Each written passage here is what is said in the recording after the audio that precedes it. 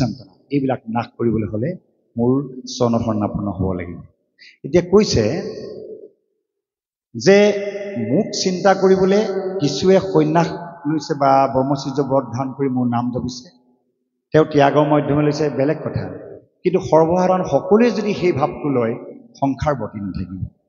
তেনেহ'লে কি কৰিবলৈ কৈছে প্ৰাণকৃষ্ণ ভগৱন্তই?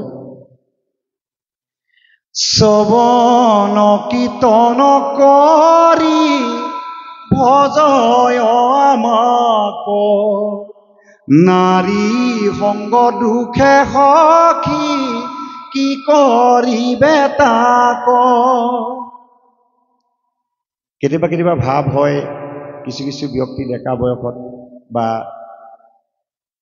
যেতিয়া এটা নিৰ্দিষ্ট বয়স হৈ আহে, ধৰ্মৰ প্ৰভাৱবিলাক পৰিলে বিয়া বাৰ নকৰাও আৰু, বা বিয়া হৈ জীৱনত এই মায়ামোহত আবদ্ধ হ'লে ঈশ্বৰক হয়তো নাপাম, এনেকুৱা ভাৱ কিছুমান আহি যাব পাৰে। তো গুৰুজনে 4 আশ্ৰমৰ ভিতৰত গৃহ আশ্ৰম শ্ৰেষ্ঠ বুলি কৈছে, সংসাৰ ধৰ্ম পালন কৰিবলৈ কৈছে। কাৰণ পূৰ্ণব্ৰহ্ম ভগৱন্তই নিজেই সংসাৰ ধৰি দেখাইছে, গুৰুজনাই সংসাৰ ধৰ্ম পালন কৰিছে। কাৰণ সংসাৰ ধৰ্ম পালন কৰিলে সন্তান সৃষ্টি হ'ব, আৰু সন্তানে যেতিয়া ঈশ্বৰৰ নাম ল'ব উপৰি পুৰুষো তৰি যাব। সেইকাৰণে শ্ৰৱণ কীৰ্তন কৰি ভজয় আমাক, নাৰী সংগ দুখে সখী কি কৰিবে তাক। প্ৰাণকৃষ্ণ ভগৱন্তই প্ৰিয় সখীক কৈছে, তুমি যদি শ্ৰৱণ কীৰ্তন কৰি থকা, কাৰ শ্ৰৱণ কীৰ্তন? মোৰ শ্ৰৱণ কীৰ্তন। প্ৰভু প্ৰাণকৃষ্ণ ভগৱন্তৰ শ্ৰৱণ কীৰ্তন কৰি থাকিলে তেওঁক নাৰী সংগ দুখে একো কৰিব নোৱাৰে। কিন্তু এইটো কোৱা নাই কোনোবা বিপথে গৈ বেচাইলত গৈ তেওঁ সংগ ল'বলৈ কোৱা নাই। সংসাৰ ধৰ্ম পালন কৰিবলৈ কৈছে, নিজৰ ভাৰ্যাপুত্ৰ সমন্বিতে ঈশ্বৰ চৰণত শৰণাপন্ন হৈ সংসাৰৰ মাজেৰে ঈশ্বৰ সেৱা কৰিলে ঈশ্বৰক পাব। আৰু নিজৰ গৃহৰ যিসকল ব্যক্তি, আপোনাৰ আইগৰাকীও আপোনাৰ সৎসং হ'ব পাৰে। আজি আপোনাৰ বাবে সৎসং বিচাৰি ইমান দূৰ দূৰণিলৈ আহিছে কিছু কিছু ব্যক্তি, আজি বৰাবাপৰ ঘৰলৈ আহিছে। সৎসং আপোনাৰ মানুহগৰাকীও হ'ব পাৰে। আপোনাৰ মানুহগৰাকী যদি ভক্তিপৰায়ণ হয়, শয্যাত যেতিয়া আপুনি পুৱা শুই উঠিব, আপোনাৰ মানুহগৰাকীয়ে যদি আপোনাক জগাই দিয়ে, হেৰি উঠকচোন কৃষ্ণ, ৰাতিপুৱা উঠক। সৎসং আপোনাৰ হ'লেই লগে লগে যদি আপুনি আপোনাৰ মানুহগৰাকীকো কৃষ্ণ বুলি হাতযোৰ কৰি তেওঁ হৃদয়ত থকা পৰমাত্মাক যদি আপুনি কৃষ্ণ কৈছে, মানুহগৰাকী যদি আপোনাৰ হৃদয়ত থকা পৰমাত্মাক কৃষ্ণ বুলি কৈছে, আমি যে ইজনে সিজনক কৃষ্ণ কওঁ দেখাৰ লগে লগে, আমি ব্যক্তিজনক নহয়, আমাৰ হৃদয়ত পৰমাত্মা আছে। ইয়াত পুৰুষ স্ত্ৰী কোনো কথা নাই, এজনে আনজনৰ হৃদয়ত থকা পৰমাত্মাক সেৱা কৰিছে। এইটো কোনো লাজৰ কথা নহয়, হাঁহিবলগীয়া কথা নহয়। যিগৰাকী এনেকুৱা কিছুমান আমি ভক্ত পৰিয়ালত কেতিয়াবা গৈ উপস্থিত হওঁ যে তেওঁলোকৰ ভক্তিভাৱ দেখিলে নিজকে বৰ আচৰিত লাগে। ইমান ভক্তিপৰায়ণ মানুহগৰাকীয়ে মানুহজনক কৃষ্ণ কৈ, এনেকুৱা মানুহ ক'ৰবাত আপোনালোকৰ জীৱনলৈ আমি সান্নিধ্য পাইছে নাই ক'ব নোৱাৰোঁ, আমি পাইছোঁ যে মানুহগৰাকী শিক্ষয়িত্ৰী কৰে, মানুহজন ঘৰত বহি আছে, যাবৰ সময়ত সেৱা এটা কৰি অফিচলৈ যায়। আপোনাৰ মোৰ জীৱনত হয়তো তেনেকুৱা মধুমক্ষণ নাই অহা চাগে, কিন্তু আছে, কোনোবাৰ জীৱনত এই সৌভাগ্য লাভ কৰিছে। অৰ্ধাংগিনী, অৰ্ধ অংগ, মোৰ দেহাৰ এটা অংগ বুলি যদি মোৰ ভাৰ্যাক ভাবিছোঁ, তেনেহ'লে তেওঁ মংগলৰ কামনা কৰি তেওঁ নজনা ধৰ্ম কথাখিনি আপুনি শিকাবই লাগিব। ঠিক তেনেদৰে কেতিয়াবা মানুহজন ধৰ্মকৰ্মত লাভ নাথাকিলে মানুহগৰাকীয়ে মানুহজনক ধৰ্ম কথা শিকাব লাগিব। যেনেকৈ কায়াধু ভক্তিবন্ত আছিল, ভক্তিপৰায়ণ আছিল, হিৰণ্যকশিপুৰ গৰ্ভত হিৰণ্যকশিপুৰ ঔৰকত কায়াধুৰ গৰ্ভত সেইকাৰণে প্ৰহ্লাদৰ দৰে ভক্ত পুত্ৰ জন্ম হ'ল। ভক্তৰ সং আপোনাৰ ঘৰতো হ'ব পাৰে।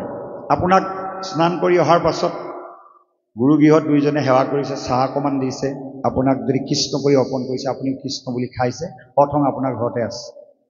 আপোনাক সিদ্ধমন্ত্ৰী অৰ্পণ কৰিছে, কৃষ্ণ বুলি অৰ্পণ কৰিছে, আপুনি কৃষ্ণ বুলি খাইছে, সৎসং আপোনাৰ ঘৰতে আছে। সেইকাৰণে কৃষ্ণক ক'ত পাব? সৎসংত পাব। অকল ভাগৱততে নহয়, আপোনাৰ মোৰ মাজত কৃষ্ণ আছে। সেইকাৰণে কৈছে শ্ৰৱণ কীৰ্তন কৰি ভজয় আমাক, নাৰী সংগ দুখে সখী কি কৰিব তাক। তাৰপৰা কৈছে কি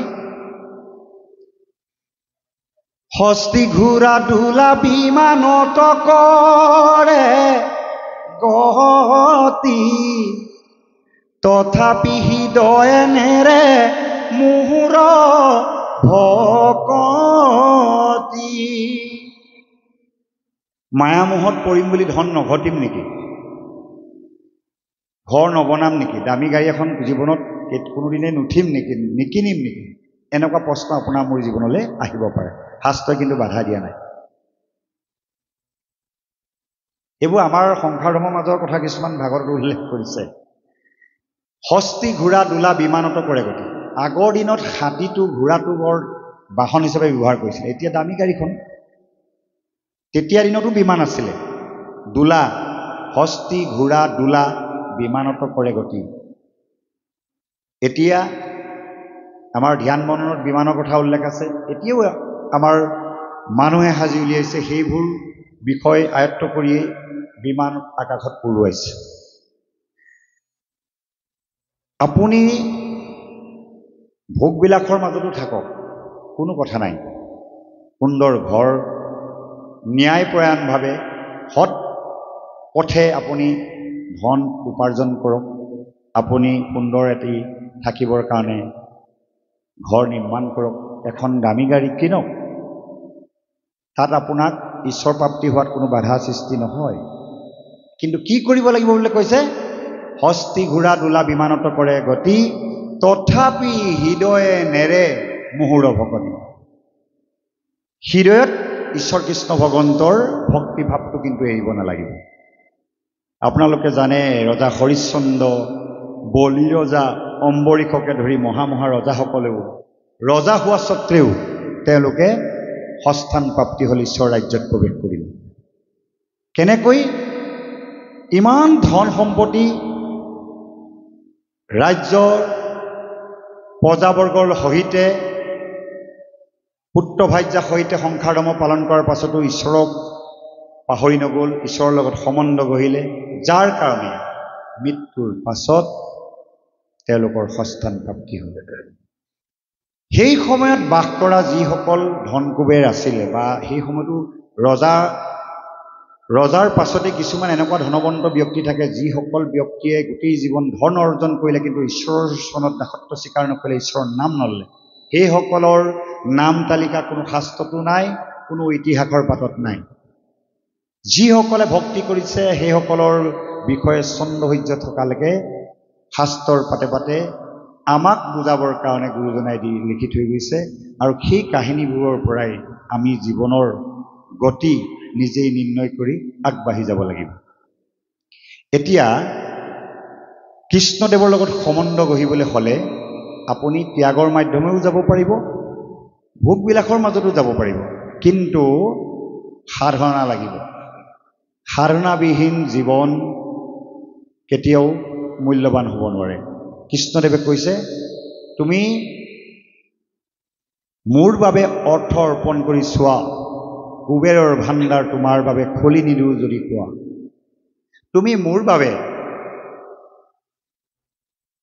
অশ্ৰুৰ অঞ্জলি চকুলো টুকি চোৱা আনন্দ সাগৰ নবুৱাওঁ যদি কোৱা তুমি মোৰ কথা ভাবা মোৰ গুঞ্জক প্ৰচাৰ কৰি চোৱা অমূল্য ৰত্ন তোমাক নবনাওঁ যদি কোৱা শুকদেৱে নিষ্কুলত জন্মগ্ৰহণ কৰাৰ স্বত্তেও যিখন দিব্য সভাত পৰীক্ষিতক যেতিয়া শুকদেৱে ভাগৱত কথা কৈছিল ৬০,০০০ ঋষিমুনি আছিল কিন্তু এই ৬০,০০০ ঋষিমুনিয়ে শ্ৰদ্ধা ভক্তিৰে নিৰ্মল অন্তৰে ভাগৱত কথা শ্ৰৱণ নকৰাৰ ফলশ্ৰুতিত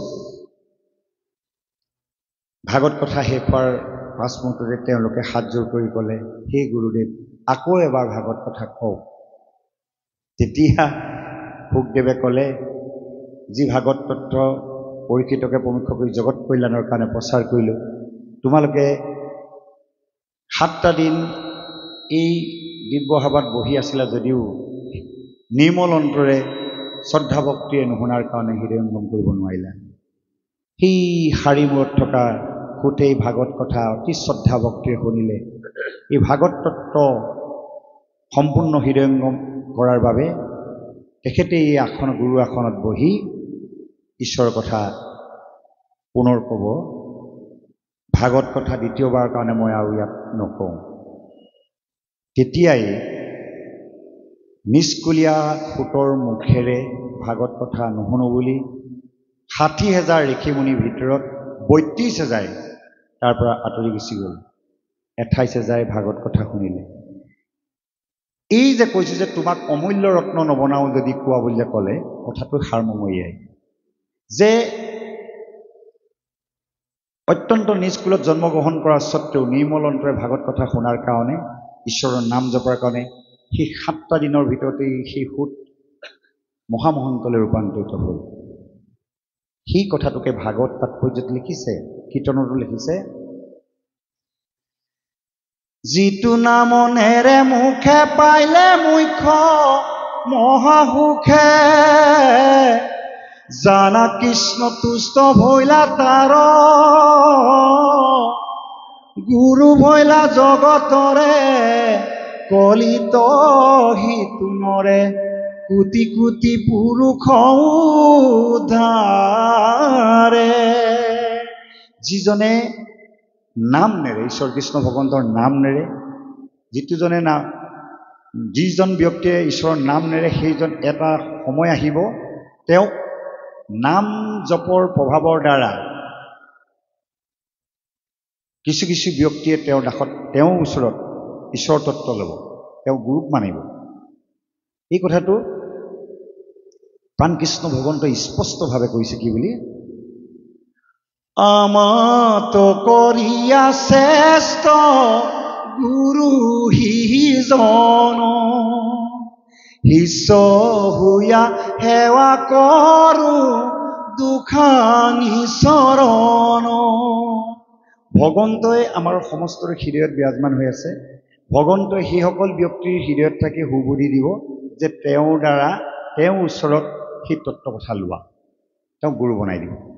এজন সাধাৰণ মানুহো সৎগুৰু হৈ যাব পাৰে ঈশ্বৰৰ নাম জপৰ মহামহিমাৰ দ্বাৰা। কাৰণ চম্বুকৰ লগত লোহাৰ যেতিয়া থাকিব, চম্বুকত্ব প্ৰাপ্তি হৈ যায়। যদি আমি ঈশ্বৰৰ লগত সম্বন্ধ ৰাখোঁ, এজন যথাৰ্থ ভকত হ'বলৈ চেষ্টা কৰোঁ, ভকত আৰু ভগৱন্ত একাকাৰ হৈ যায়। শাস্ত্ৰত এই কথাটো কৈছে, বিষ্ণু বৈষ্ণৱৰ কিঞ্চিতেকো নাহি ভেদ, দুয়ো কথাই কৰে পাত কৰ স্কন্ধ ছেদ। ভকত বৈষ্ণৱ আৰু ঈশ্বৰ কোনো ভেদাভেদ নাই, এটা মুদ্ৰাৰ ইলুটি সিলুটি। কাৰণ ভকতৰ মুখত থাকি ভগৱন্তই অৰ্পণীয় দ্ৰব্য গ্ৰহণ কৰে, ভকতৰ দেহত থাকি প্ৰভুৰ গুণযশ প্ৰকাশ কৰে, যাৰ সন্তেহ হয় নামৰ খ্যাতি। যিজন ভকতে ঈশ্বৰৰ গুণনাম প্ৰচাৰ প্ৰসাৰ কৰে নাই, ঈশ্বৰ কৃষ্ণ ভগৱন্তৰ গুণযশ প্ৰচাৰ কৰি ফুৰে, ঈশ্বৰৰ খ্যাতি বঢ়ায়, সেইজন ভগৱন্তৰ প্ৰিয় পাত্ৰ হয়, শৰীৰ বল্লভ হয় বুলি কৈছে। কেনেকৈ? ৰামকৃষ্ণ নাম কীৰ্তনৰ প্ৰভাৱে শৰীৰ বল্লভ হয়। শৰীৰ লগত প্ৰিয় পাত্ৰ যেতিয়া হৈ যাব, ভকত ভগৱন্ত একাকাৰ হৈ যাব। সেই পৰ্যায় পাবলৈ হ'লে ভাগৱতৰ সেই তত্ত্ব ল'ব লাগিব যে ভাগৱতৰ মূল তত্ত্বটো হৈছে ঈশ্বৰৰ নাম জপ। এই নাম জপ আপুনি মই কেনেধৰণে ল'ব লাগিব? আপোনাৰ 7 দিন 7 ৰাতি অবিৰত ভাগৱত শুনিবলৈ সময় নাথাকিব পাৰে, কৰ্মময় জীৱনৰ কাৰণে। 4 দিন বা 3 দিনৰ যি ভাগৱত আমাৰ পাতে, 4টা দিন হয় 3 দিনীয়া ভাগৱত পাতিলে, 4 দিনে আপোনাৰ বহি থাকিবলৈ বা সময়ৰ নাটনি হ'ব পাৰে। কিন্তু যদি এই সাৰ তত্ত্বখিনি লৈ আপুনি খাওঁতে শুওঁতে উঠোঁতে বহোঁতে যদি ঈশ্বৰৰ নাম জপি থাকে, স্নান কৰিব সময়ত আপুনি যদি ঈশ্বৰৰ নাম লয়, শুবৰ সময়তো যদি আপুনি ঈশ্বৰৰ নাম লয়, এই পৰ্যায়বিলাকে আমাক সদা সৰ্বদা ঈশ্বৰৰ লগত সম্বন্ধ কৰিবলৈ আমাক শিকাই আছে। এতিয়া আমাৰ এই পৰ্যায়বিলাক আমাৰ গুৰুজন বহি আছে আৰু আমাৰ একান্ত ভকতসকলে জানেই। ঈশ্বৰৰ দাসত্ব স্বীকাৰ কৰিবলৈ হ'লে ঈশ্বৰে দিয়া বা গুৰুৱে দিয়া সেই নিয়ম প্ৰণালী বা নিয়ম সংযমৰ মাজত আমি থাকিব লাগিব। আমি যেতিয়া শিৰত তিলক লওঁ, বহুতে কেতিয়াবা হাঁহে, কিয় তিলক ল'লে বা এই তিলক লৈ কি বুজাব বিচাৰিছে। যেনেকৈ এগৰাকী প্ৰতিব্ৰতা নাৰীয়ে নিজৰ স্বামী দাসত্ব স্বীকাৰ কৰি স্বামী আয়ুস বৃদ্ধিৰ অৰ্থে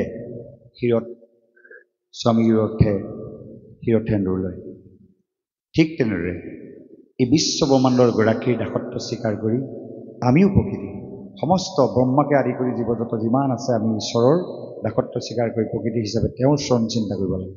সেই উদ্দেশ্যে আমি ভকত হিচাপে বা বৈষ্ণৱ হিচাপে আমি সেই তিলক ধাৰণ কৰিব লাগে। সেয়াও ৰক্ষা কবচ। তাত একোটা নাম থাকে, এনেই চখতে কোনেও তিলক নলয়।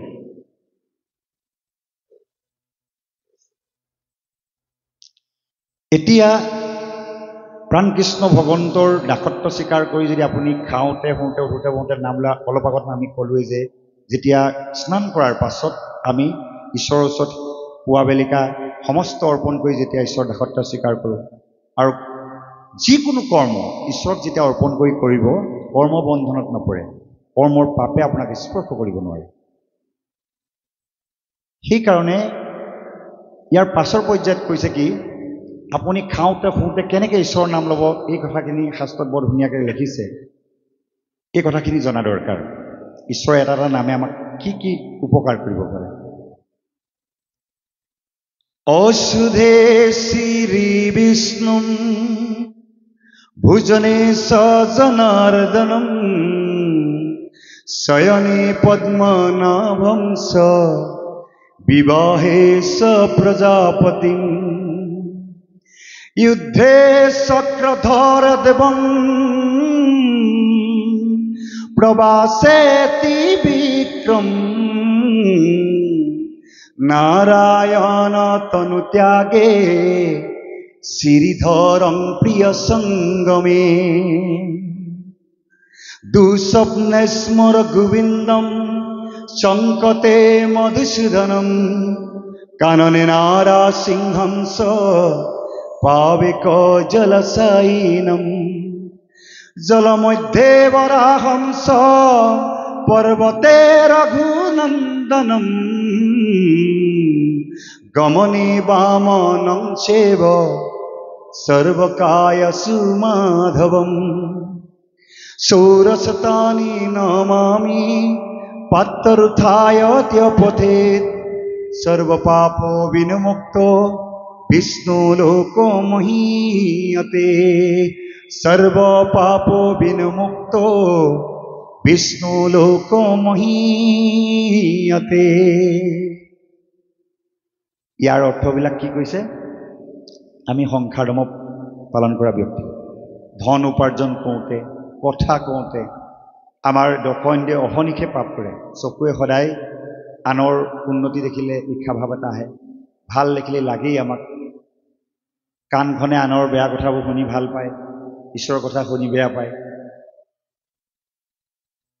ছালখনে আমাৰ এনেকুৱা ইন্দ্ৰিয়ৰ এনেকুৱা হেৰি আছে, জ্ঞানেন্দ্ৰিয়। কাৰোবাৰ হাতৰ স্পৰ্শ পালে আমাৰ মন প্ৰাণ শিহৰি উঠে।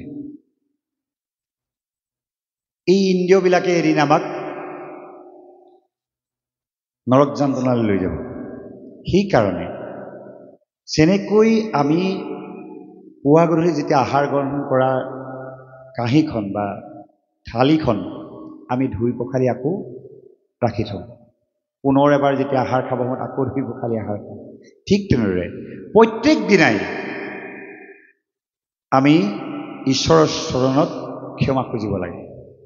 যেতিয়া আপুনি শয়নসজ্জাত শুবলৈ লৈছে, ঈশ্বৰৰ চৰণত সদায় ক্ষমা খুজিব লাগে। হে প্ৰভু, তোমাৰ কৃপাত আজি দিনটো ভালে কুশলে পাৰ হ'ল। দিনটোত হয়তো নিশ্চয় কিবা নহয় কিবা পাপ হৈছে, পাপবিলাক ক্ষমা কৰা। মোৰ হৃদয়ত থাকি সুবুদ্ধি দিয়া, যাতে কোনো পাপ কৰ্মত যাতে মোক লিপ্ত নকৰোৱা, যাতে মই সদাচাৰী জীৱন যাপন কৰিব পাৰোঁ, যাতে পাপমুক্ত হৈ তোমাৰ ৰাজ্যত প্ৰৱেশ কৰিব বিচাৰোঁ। সেয়েহে প্ৰতিদিনাই মই তোমাৰ ওচৰত ক্ষমা বিচাৰিছোঁ। এই যে আমি অনুভৱ কৰকচোন বাৰু আপোনালোকে কেতিয়াবা শুবৰ সময়ত নিজৰ পাপখিনি ক্ষমা বিচাৰিছেনে বাৰু ঈশ্বৰৰ ওচৰত? যদি নাই বিচৰা তেনেহ'লে আজিৰ পৰা ক্ষমা খোজা আৰম্ভ কৰক। কাৰেণ্টৰ বিল যেনেকৈ বহুদিন নিদিলে চক্ৰবৃদ্ধি লাগি এখন বিয়াগম এটা মোটা অংকৰ বিল আপোনাৰ গুৰিলৈ গুচি আহিব, ঠিক তেনেদৰে আপোনাৰ মোৰ জীৱনৰ যিবিলাক সৰু সুৰা পাপবিলাক আপুনি যদি খণ্ডন কৰি নেযায় ঈশ্বৰৰ নাম লৈ, এটা সময়ত পাপৰ পাহাৰ হ'ব, যাৰ কাৰণে আপুনি মই নৰকত থাকিব লাগিব। ইমান সুন্দৰভাৱে বুজাইছে। ঔষধ খাবৰ সময়ত শ্ৰী বিষ্ণু নাম ল'বলৈ কৈছে। ভোজনেইছ জনাৰ্দনম, ভোজন খোৱাৰ সময়ত আমি ঈশ্বৰৰ প্ৰভু ভগৱন্তৰ জনাৰ্দন নামটো লৈ ভোজন গ্ৰহণ কৰিবলৈ কৈছে। কাৰণ অন্নৰ পৰাই আমাৰ দেহলৈ ভাল বেয়া গুণবিলাক আহে।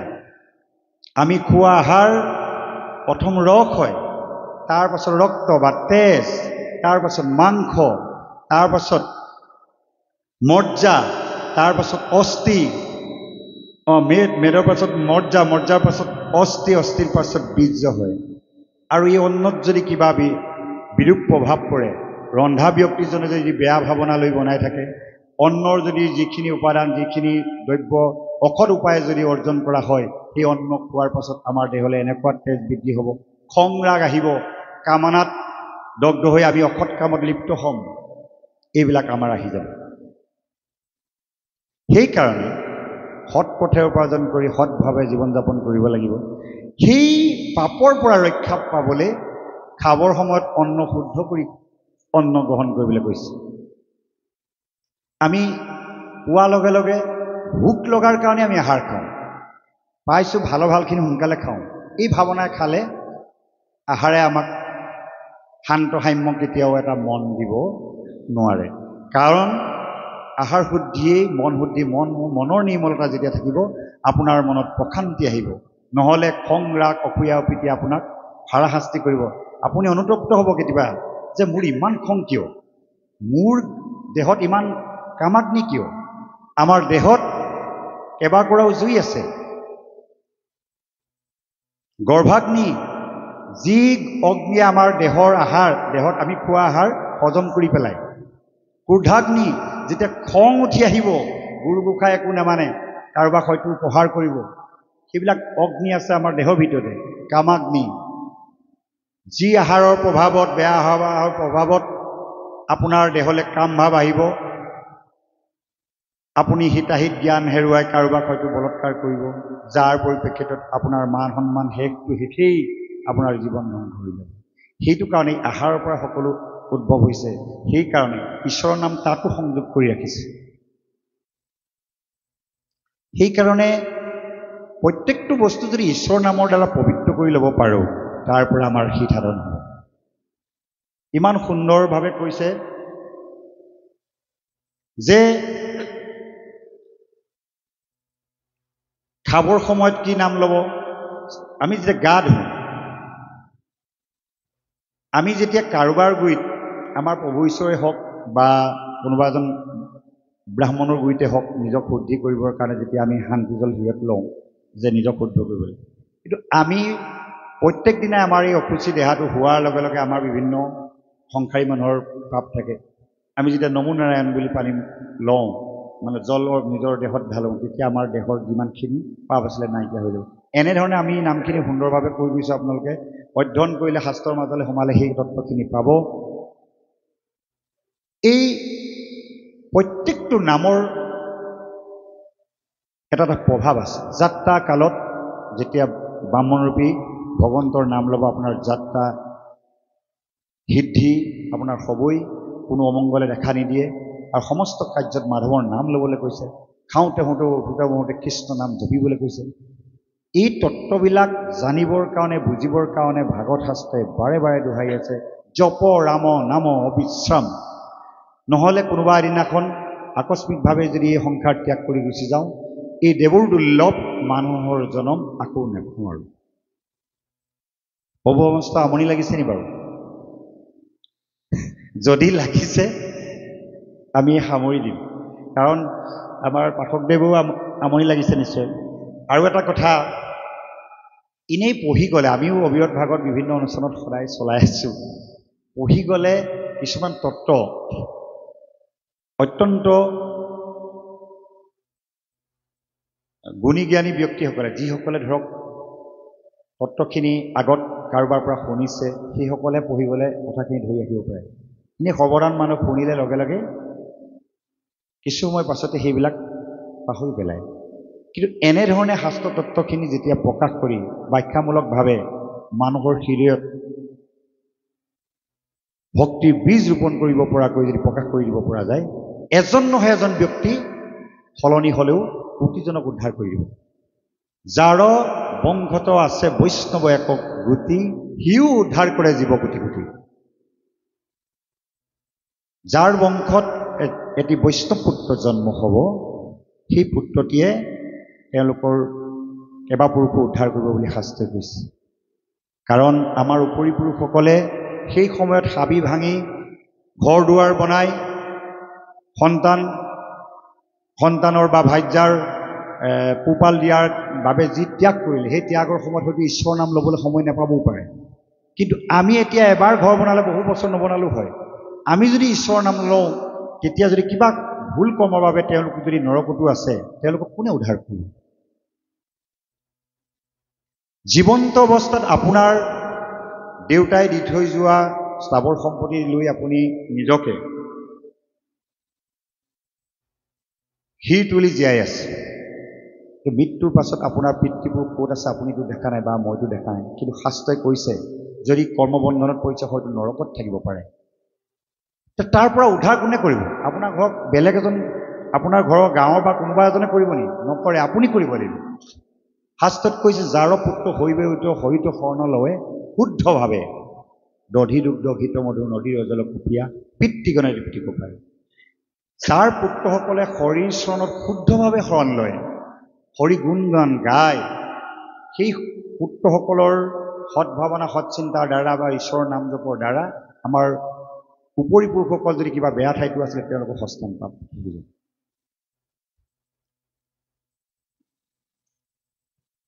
পুত্ৰয়ো নিষ্ঠৰে যদি শুনি আছে শাস্ত্ৰ বৈষ্ণৱ পুত্ৰক প্ৰতি দহাই আছে মাত্ৰ অবৈষ্ণৱ পুত্ৰ যদি উপজে বংশত স্বৰ্গসন্তে পিতৃক পেলাই নৰকত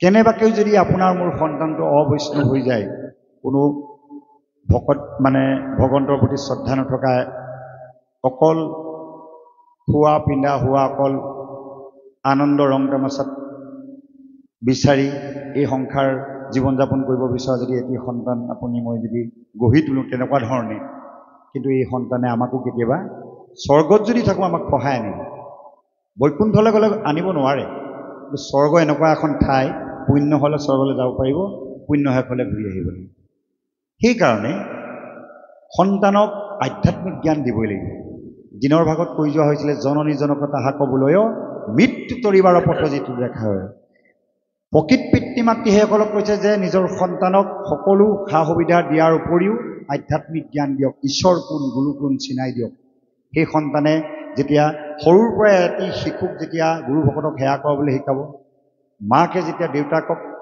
স্কুললৈ যোৱাৰ সময়ত সেৱা এটা কৰি যোৱা বুলি যদি শিকাব দেউতাকে ল'ৰাটোক যদি মাক নথকা অৱস্থাত কয় মাক সেৱা এটা কৰি যাব মায়ে তোমাৰ কাৰণে বহুত ত্যাগ কৰিছে সৰুৰ পৰাই যেতিয়া মাক দেউতাকক সেৱা কৰিব শিক্ষাগুৰুক সেৱা কৰিব গুৰু ভকতক সেৱা কৰিব সেই ল'ৰাই কেতিয়াও মাক দেউতাকক বা অন্য কোনো ব্যক্তিক হাত তুলিব নোৱাৰে ৰাস্তাই ঘাটে মাক দেউতাকক এৰি থৈ আহিব নোৱাৰে বৃদ্ধ আশ্ৰমত থ'ব নোৱাৰে আধ্যাত্মিক ভাৱ যদি ল'ৰাৰ মনত ভৰাই দিয়ে সন্তানৰ কাৰণে সম্পদ গোটাবলৈ মনা কৰিছে চৰাই চিৰিকটি পশু পক্ষীয়ে নিজৰ পোৱালিৰ কাৰণে কেতিয়াও একো বস্তু নুগোটায় কিন্তু সিহঁতিতো জীয়াই আছে আমি জীৱশ্ৰেষ্ঠ মানুহ হিচাপে সন্তান জন্ম দিছোঁ যেতিয়া দায়িত্ব অকণমান আছে আমি সন্তানৰ কাৰণে স্থাবৰ সম্পত্তি পঢ়া শুনাৰ খৰচ এইবোৰ দিবই লাগিব কিন্তু বিশাল সম্পদ গঢ়িলে যেনিবা যদি ল'ৰাটো বেয়া হয় সি সেই আপোনাৰ মৃত্যুৰ পাছত বা আপোনাৰ আপুনি চলিব নোৱাৰা হোৱাৰ পাছতে সেই বিশাল সম্পদ সি শেষ কৰি পেলাব। সন্তানৰ কাৰণে সম্পদ নুগুটাব, সন্তানক সম্পদ কৰি গঢ়ি তোলক। সি যদি এটা সম্পদ হৈ তোলে, মানৱ সম্পদ হিচাপে সন্তানটোক যদি গঢ়ি তোলে, তাক আপুনি ধন সম্পত্তি নিদিলেও সি নিজে ধন সম্পত্তি অৰ্জন কৰি ল'ব। তাক সৎগুণ সৎভাৱনা যেতিয়া শিকাই দিব, সি 10 জনৰ 1000 জনৰ প্ৰিয় পাত্ৰ হ'ব, 1000 জনৰ শ্ৰদ্ধাৰ পাত্ৰ হ'ব। তাৰ কাৰণে আপোনাক আৰু কিবা সম্পদ লাগিছে নি বাৰু? নিজৰ সন্তান, আজি মহাত্মা গান্ধীৰ নিচিনা ব্যক্তি, স্বামী বিবেকানন্দৰ নিচিনা ব্যক্তিসকলক তেওঁলোকে পিতৃ মাতৃ য'তেই আছে তেওঁলোকৰ সন্তানে কৰা সৎকৰ্মৰ কাৰণে কিমান শান্তি পাইছে। আজিৰ যুগতো যিসকল মহৎ ব্যক্তি আছে সেইসকলৰ পিতৃ মাতৃ কিমান ধন্যবাদ, সন্তানক সম্পদ হিচাপে গঢ়ি তুলিলে। কিন্তু অন্যায় অত্যাচাৰ কৰি, যুঁজ বাগৰ কৰি, পৰৰ সম্পদ আত্মসাৎ কৰি নিজৰ সন্তানৰ কাৰণে যদি সম্পদ গোটাই থৈ যায়, সম্পদ বেছি দিন নাথাকিব।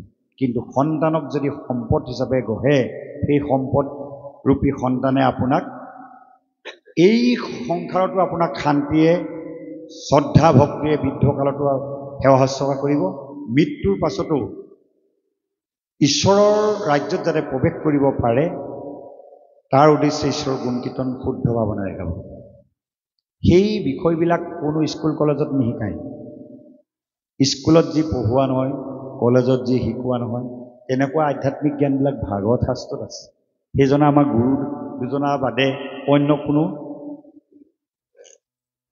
গুৰুৱে দিব পৰা নাই। সেইকাৰণে ভাগৱতত বৰগীতত কৈছে, ভাৰতৰ মধ্যে আছে অনেক দোকানী, নিচিনি কিনিলে পুনু মিলিব ভিগিনি।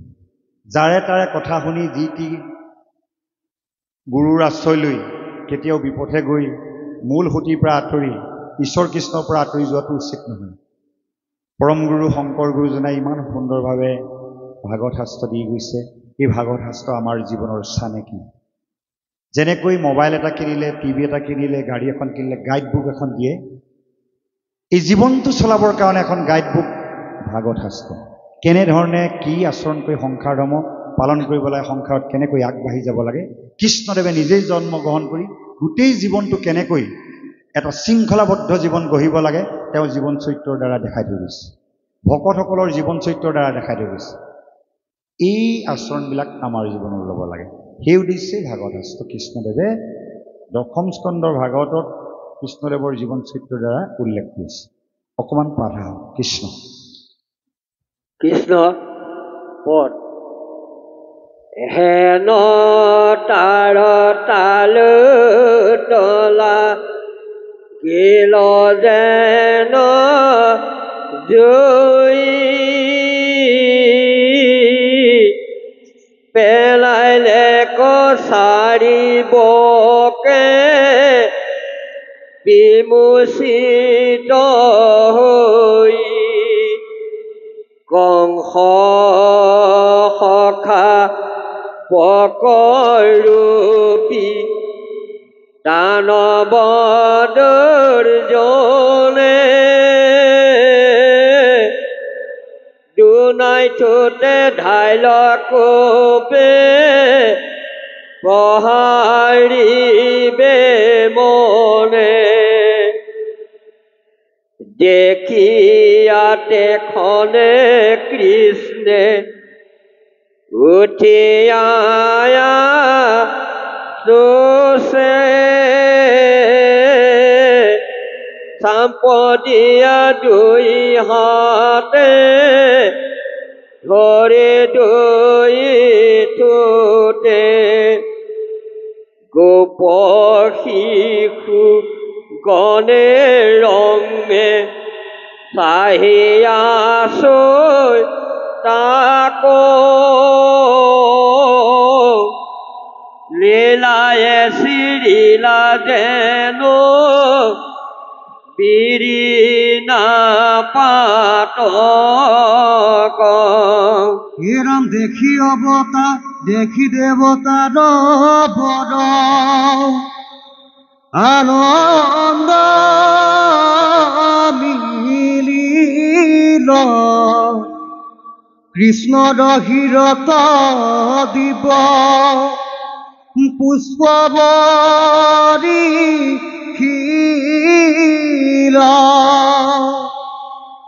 বাইল শংখ ভেৰি ৰঙে বুলি তুতিবা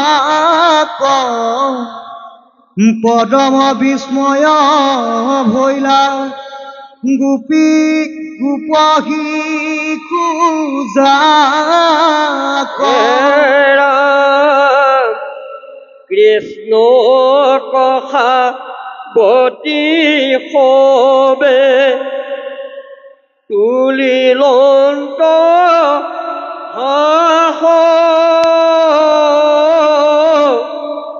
প্রাণ পাইলে হৈ যেন তনুৰলাস বৎসলয়া আইলা সবে বজ্ৰকয়ুলতি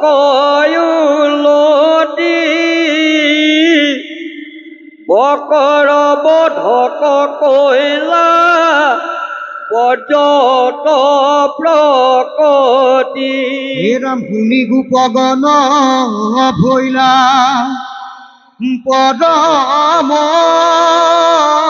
বিস্ময় মৰি উপজিলা আজি নন্দৰতনয়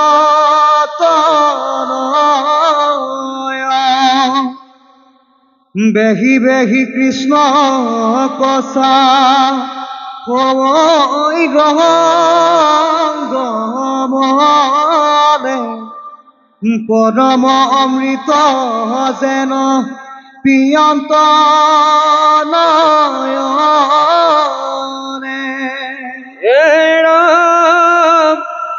অইনে বোলেও বা দেখিও অদ্ভুত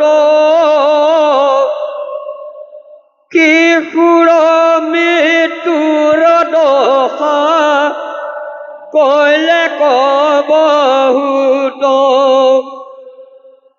অংক হিংসি বা কয়াসে তত দৈত সংগ আপুনি সে মৰে যেন অগ্নিত পতংগ ৰাম গৰ্গা গণি কহিলে সাৰ্থক বচন ইটো শিশু দুয়ো গুণে যেন নাৰায়ণ এহি মতে গোপ গোপী কহি কৃষ্ণ কথা নজানিলা সংসাৰৰ বেদনা কত ৰাম ৰাম এই মতে ৰাম কৃষ্ণ কিৰণতে আশে পাঞ্চকুচি ভৈল চয় বৰিষ প্ৰৱেশ শ্ৰীকৃষ্ণৰ বনভোজলৈ গমন সুকমুনি বদতি শুনি উপৰিকৃত শুনা সুখে কহো আৰু কৃষ্ণৰ চৰিত কৃষ্ণ প্ৰভু সমস্ত জীৱনলৈ দুখ আহে মৃত্যুক নাদৰা কাৰণে মৃত্যুক নুবুজাৰ কাৰণে যি মৃত্যুক বুজি পাব মৃত্যুক আহ্বান কৰিবলৈ শিকিব তেওঁৰ জীৱন ধন্য শিৱ শংকৰে যে শ্মশানত বাস কৰে চিতাভস্ম ঘঁহে কিয় সদাশিৱই এই পৰম তত্ত্বটো পালে যে এটা সময় আহিব মোৰো বিনাশ হ'ব সেইকাৰণে পৰম সত্যটো আদৰিবই লাগিব শ্মশানত থাকি চিতাভস্ম গাত ঘঁহি ঈশ্বৰ সাধনা কৰিছে ইচ্ছা কৰা হ'লে অগৰু চন্দন ঘঁহিব পাৰিলে ঘঁহিছে চিতাভস্ম প্ৰতিটো ক্ষণ প্ৰতিটো পল মনলৈ যাতে আহি থাকক যে মোৰো এদিন বিনাশ আছে এই কম সময়ৰ ভিতৰত যদি ঈশ্বৰৰ নাম জপিব লাগে, এইবোৰ শিৱ শংকৰৰ সাধনা, ত্যাগৰ মাধ্যমে ঈশ্বৰ সাধনা কৰিছে। ইচ্ছা কৰিলে দিব্য বস্ত্ৰ পৰিধান কৰিব পাৰিলেহেঁতেন, কিন্তু তেওঁ কি পিন্ধিছে আপুনি সবে জানে। সোণ হীৰা মণিমুকুতা পিন্ধিব পাৰিলেহেঁতেন, কিন্তু সৰ্পৰ মালা নৰমুণ্ড ধাৰণ কৰিছে। এয়া মৃত্যুক আদৰাৰ প্ৰস্তুতি। ইয়াৰ তত্ত্বটো এই কাৰণে ক'লোঁ, এতিয়া কৃষ্ণদেৱক স্তুতি কৰিছে গোপগোপীসকলে। গোপ আৰু গোপী, ইয়াৰ অৰ্থটো হৈছে যি সৃষ্টিৰ পৰম গোপন ৰহস্য জানে, তেওঁলোককহে গোপ বা গোপী বুলি কোৱা হৈছে। আপুনি মই সংসাৰলৈ আহিছোঁ, খাইছোঁ, বৈছোঁ, আনন্দ ৰং তামাচা কৰিছোঁ, এদিন বুঢ়া বুঢ়ী হৈ মৰি গৈছোঁ। সৃষ্টিৰ গোপন ৰহস্যৰ কথা ভবা বা জনাৰ আমি প্ৰয়োজন বোধ কৰাই নাই। কাৰোবাৰ ঘৰত কিবা এটা নহ'বলগীয়া ঘটনা হ'ল, নকৰিবলগীয়া ঘটনা কৰিলে, সেইটো ৰহস্য কথা শুনিবৰ কাৰণে কাণ সদায় থিয় হৈ থাকে। কিন্তু সৃষ্টিৰ গোপন ৰহস্যটোনো কি, এই কথাটো জানিবলৈ বুজিবলৈ আমাৰ আহৰিও নাই আৰু কোনো তেনেকুৱা মানসিক প্ৰস্তুতিও নাই। কি কাৰণেনো ভগৱন্তই বিশ্ব ব্ৰহ্মাণ্ডখন সৃষ্টি কৰিলে, ইমান সুন্দৰ বিনন্দীয়া ভোগবিলাসৰ এখন পৃথিৱী আমাক প্ৰদান কৰিলে, ইমান একো ভাৱনা চিন্তা নোহোৱাকৈ আমি জীয়াই আছোঁ। ইমান মুক্ত পৃথিৱী, গছ গছনি, নদ নদী, সাগৰ, চন্দ্ৰই ৰাতি পোহৰ দিছে, সূৰ্যই দিনত পোহৰ দিছে, বায়ু আমি কোনো যত্ন নকৰাকেই আমি মুক্তভাৱে পাই আছোঁ। সেইটো কাৰণে আমাৰ ইমান মুক্তভাৱে পোৱাৰ কাৰণে আমাৰ কোনো ভাবিবলৈ, সেইবিলাকৰ বিষয়ে ভবাৰ কোনো আমাৰ অনুভৱেই হোৱা নাই। যেতিয়া নাৰ্ছিং হোমত উশাহ বোলে ল'ব পৰা নাই, উশাহটোনো কেলৈ ল'ব পৰা নাই, সেইটো কথা কিন্তু ডাক্তৰক বাৰে বাৰে সোধা হয়। ছাৰ উশাহটো কিয় ঘূৰাব পৰা নাই তেওঁ? এতিয়া উশাহটো ঘূৰাব নোৱাৰে, উশাহটো ল'ব নোৱাৰা হৈছে, এতিয়া ভেণ্টিলেশ্যনত ৰাখিছে বোলে, যেনে তেনে বাচি আছে। সেই সময়ত জীৱনৰ মূল্য কিমান, তেতিয়াহে অনুভৱ হয়। এতিয়া ৰং তামাচা ভোগবিলাকত আছোঁ, এতিয়া অনুভৱ নহয়। কিন্তু সদাশিৱৰ কিন্তু সেইবোৰ আগতীয়াকৈ অনুভৱ হৈছিল, যাৰ কাৰণে ত্যাগী জীৱন যাপন কৰিছিল। ঠিক তেনেদৰে এই গোপীসকলে, বৰ্জৰ গোপীসকলে বা গোপবালকসকলে সৃষ্টিৰ গোপন ৰহস্যটো জানিছিল। সেয়াই হৈছে আধ্যাত্মিক জ্ঞান। মই কোন? মইতো এনেই ইয়াতে জন্ম হৈ যোৱা নাই। মই ক'ৰ পৰা আহিলোঁ, ক'ত আছোঁ আৰু ক'লৈ ঘূৰি যাম, এই তত্ত্বটোৱেই হৈছে সৃষ্টিৰ গোপন ৰহস্য। যে আমি ঈশ্বৰৰ অংশ আছিলোঁ, ঈশ্বৰৰ পৰা আহিছোঁ। ইয়াত ৰং তামাচা কৰি ঈশ্বৰক পাহৰি পেলাইছোঁ। কিমান যে জনম জনম পাৰ হৈ গ'ল ঈশ্বৰৰ পৰা আঁতৰি অহা, ঈশ্বৰৰ ওচৰলৈ ঘূৰি যোৱাৰ কোনো প্ৰস্তুতিয়ে নাই। ল'ৰাটো হোষ্টেলত আছে, আঁতৰত চাকৰি কৰি আছে, ঘৰলৈ ঘূৰি নাহিলে মাক বাপেকৰো দুখ লাগে। আমিতো ঈশ্বৰৰ সন্তান, আমি ভোগবিলাকত পাপ পংগলত পৰি, নৰকত পৰি, বিভিন্ন যৌনি ভ্ৰমণ কৰি আছোঁ। ঈশ্বৰে আমাৰ প্ৰতি দয়া আছে, কিন্তু ভুলটো আমাৰ জীৱশ্ৰেষ্ঠ মানুহ হিচাপে বিবেক বিবেচনা দিছে, ভুল আমি কৰিছোঁ। ভুল কৰি কৰি ভুলতেই অভ্যস্ত হৈ বাৰে বাৰে সংসাৰত দুখ যান্তনাময় জন্ম লৈছোঁ। জোক পোক, গছ গছনি, বাঘ সিংহ, কুকুৰ মেকুৰী, এইবোৰ জন্ম লৈ লৈ লৈ কিমান 84 লক্ষ জন্মৰ অন্তত ই দেৱৰ দুৰ্লভ মানুহৰ জন্মটো পাইছোঁ। পাই আমি এতিয়াও ঈশ্বৰ, আমাৰ চেতনা নাই। সেইকাৰণে ঈশ্বৰে কৈছে, ঈশ্বৰৰ চৰণত গুৰুজনাই লিখিছে নহয়, তোমাৰ একে অংশ আমি যত জীৱ জাকক, তোমাৰ অংশ হয় আমি। কিমান জনম জনম হ'ল তোমাক এৰি অহা, ঘূৰি যোৱাৰ কোনো মানসিক প্ৰস্তুতিয়েই নাই, কোনো সদ্ভাৱ নাই। যিসকলে এই পৰম গোপন ৰহস্যটো গম পাইছে, তেওঁলোকে ত্যাগৰ মাজেৰে ঈশ্বৰ সেৱা কৰিবলৈ লাগি গৈছে, সৎসংগত থাকি ঈশ্বৰ সাধনা কৰিছে। সেইকাৰণে সৃষ্টিৰ গোপন ৰহস্য যিসকলে জানে, তেওঁলোককে গোপ বা গোপী বুলি কোৱা হৈছে। বৰ্জৰ গোপীসকলে নিজৰ স্বামী পুত্ৰ বা গৃহ সকলো কাম বন এৰি কৃষ্ণ ভাৱনাত কিয় তন্ময় হ'ল? উদ্দেশ্য এটাই, এই জনমতে ঈশ্বৰ সাধনা কৰি ঈশ্বৰ ৰাজ্যত প্ৰৱেশ কৰিব লাগিব। এইবাৰহে এই সংসাৰত এজন পিতৃ বা মাতৃ পাইছোঁ, এটি পুত্ৰ পাইছোঁ বা কন্যা পাইছোঁ। তাৰ আগৰ জন্মত বা কাৰ ঘৰত জন্ম হৈছিল? এইবাৰ এই পৱনৰাজ ফুকনৰ পিতৃ বোলে শিৱসাগৰ জিলা আমুক জেগাৰ আমুক পিতৃ, মাতৃ বোলে আমুক। তাৰ আগৰ জন্মত পিতৃ মাতৃ, তাৰ আগৰ জন্মত বা ভুল কৰিলে আৰু পাছত কিমান জন্ম ল'ম, যিমান পোক পৰুৱা গৰু ছাগলী জন্ম ল'লোঁ, সেইবিলাকতো আমাৰ কাৰোবাৰ গৰ্ভতটো আমি স্থিতি লৈ জন্ম হৈছিলোঁ, সেইবিলাকৰো পিতৃ আছে মাতৃ আছে আছিলে। সেইবিলাকক কোনে উদ্ধাৰ কৰিব? সেইবিলাককো এটা জন্মতেই আপোনাৰ সাধনাৰ যোগেদি সেই জন্মবিলাকৰ পিতৃ মাতৃসকল তৰি যাব পাৰিব। এই 21 পুৰুষ উদ্ধাৰ কৰিব বুলি যে ক'লে, নিহিংগ মুৰাৰীয়ে যে ক'লে, তোৰ নিচিনা ভক্তপুত্ৰ বৈষ্ণৱ পুত্ৰ য'ত জন্ম হ'ব 21 পুৰুষ উদ্ধাৰ কৰিব। পিতৃকুলৰ 7 পুৰুষ, মাতৃকুলৰ 7 পুৰুষ আৰু আগৰ যিবোৰ জন্ম লৈ আহিলোঁ, কুকুৰ মেকুৰী গৰু ছাগলী, এইবিলাক যদি আমাৰ সেই গীতা বেকেটত পৰিছে, 21 পুৰুষ উদ্ধাৰ হৈ যাব বুলি কৈছে। আমাৰ পিতৃ মাতৃসকলেও কামনা কৰে, যদি আমাৰ তেওঁলোক যদি অসৎ বা নৰকৰ যান্ত্ৰণা ভোগ কৰি আছে, কেতিয়া আমাৰ সন্তানে ঈশ্বৰৰ নাম ল'ব, ঈশ্বৰৰ গুণগান গাব, আমাৰ নাতি পুতিয়ে কেতিয়া ল'ব? সেইকাৰণে সংসাৰ 4 আশ্ৰমৰ ভিতৰত গৃহ আশ্ৰম শ্ৰেষ্ঠ কৰিছে, যাতে সংসাৰ ধৰ্ম পালন কৰিলে সন্তান হ'ব। সেই পুত্ৰসকলে যেতিয়া পুত্ৰ জন্ম হ'ব, পুং নামৰ নৰকৰ পৰা পিতৃক উদ্ধাৰ কৰাৰ কাৰণে পুত্ৰ। সেইকাৰণেই আমি সদা সৰ্বদা, ভকতৰ কোনো জাত নাই, পুৰুষ মহিলা বুলি কোনো কথা নাই।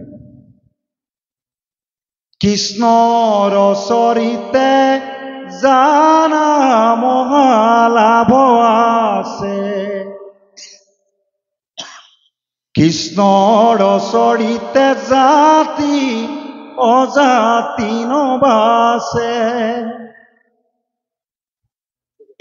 এখেত স্ত্ৰী বোলে বা মাইকী মানুহ, এখেত বোলে মতা মানুহ, পুৰুষ বোলে, এওঁ বোলে কোনোবা পশু জাতি। কৃষ্ণ ভাৱনাত, কৃষ্ণ সংস্কৃতিত এই বস্তুটো নাই। জাম্বন্ত হনুমন্ত বনৰ পশু আছিল, জটায়ু গৰুড় পক্ষী আছিল,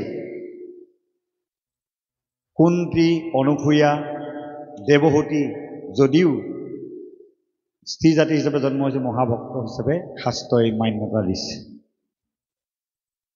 চণ্ডাল বা উচ্চকুলৰ ব্ৰাহ্মণ বুলি কোনো কথা নাই, সকলোৰে সম অধিকাৰ আছে। কৃষ্ণক ভজাজন জাতি, কৃষ্ণক যি নভজে সি অজাতি।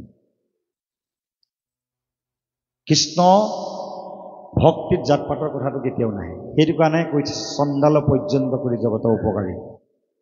গুহ চণ্ডাল হিচাপে বা একেবাৰে নিষ্কুলত জন্মগ্ৰহণ কৰিছিলে যদিও মৰ্যাদা পুৰুষোত্তম ৰামচন্দ্ৰই বুকুৰ বান্ধৱ বুলি সাৱটি ধৰিলে। কিয়? ভক্তিৰ কাৰণে। হনুমন্ত পশু জাতি আছে, বুকুৰ বান্ধৱ বুলি সাৱটি ধৰিলে। কিয়? ভক্তিৰ কাৰণে। পিংগলা বেইচা আছিল, কিন্তু যিদিনাখনে ঈশ্বৰ কৃষ্ণ ভগৱন্তৰ দাসত্ব স্বীকাৰ কৰি এনে বেয়া কৰ্ম কোনো বেইচাবৃত্তি নকৰোঁ বুলি ত্যাগ কৰি সততাৰে নাম জপি জপি এদিন ধন্য হৈ বৈকুণ্ঠত প্ৰৱেশ কৰিল। তাকেই কোৱা হৈছে, ভুল কৰি কৰি ভুলতে অভ্যস্ত হোৱাতকৈ ভুলৰ সংশোধন কৰক, গুণৰ আৱিষ্কাৰ কৰক, গুণৰ প্ৰতিপালন কৰক, গুণনিধিলৈ ৰূপান্তৰিত হওক। জীৱশ্ৰেষ্ঠ মানুহৰ লক্ষ্য উদ্দেশ্য কৰ্তব্য এনেকুৱা হ'ব লাগিব। সেই লক্ষ্য উদ্দেশ্য কৰ্তব্যৰ কথা ভাগৱত শাস্ত্ৰই আমাক দিছে। এতিয়া বৰ্জৰ গোপীসকলে যে কৃষ্ণ ভাৱনাত তন্ময় হৈ থাকে কিয়? যেতিয়া উদ্ধৱে গোপীসকলৰ ওচৰলৈ গৈছিল, গোপীসকলে কৃষ্ণই এদিন উদ্ধৱক ক'লে, হে উদ্ধৱ, বৰ্জত মোৰ মহাভক্তসকল আছে, তুমি এবাৰ তেওঁলোকৰ দৰ্শন কৰি আহা। উদ্ধৱৰ মনত ভাৱ এটা আহিল, মই অহনিকে প্ৰভু ভগৱন্তৰ লগত থাকোঁ, অবিৰত নাম জপোঁ, তেওঁ চৰণ চিন্তা কৰোঁ, মহাভক্তসকলৰ সান্নিধ্যত থাকোঁ। মোতকৈ আৰু মহাভক্ত আৰু কোনোবা আছেনে? এই অহংকাৰ অকণমান ভাৱ এটা গুচি আহে। প্ৰাণকৃষ্ণ ভগৱন্তই উদ্ধৱক কৈছে, সেই উদ্ধৱ তুমি এবাৰ যোৱাচোন, মোৰ প্ৰাণসম গোপীসকলক সান্তনা অকণমান দি অহা। এইটো কৃষ্ণৰ চালনাহে আছিল। উদ্ধৱক সেই অহংকাৰকণ নাশ কৰি সৎজ্ঞান দিবৰ কাৰণে, ভকতৰ শ্ৰেষ্ঠতা দেখাবৰ কাৰণে এই ব্যৱস্থাটো কৰিছিল।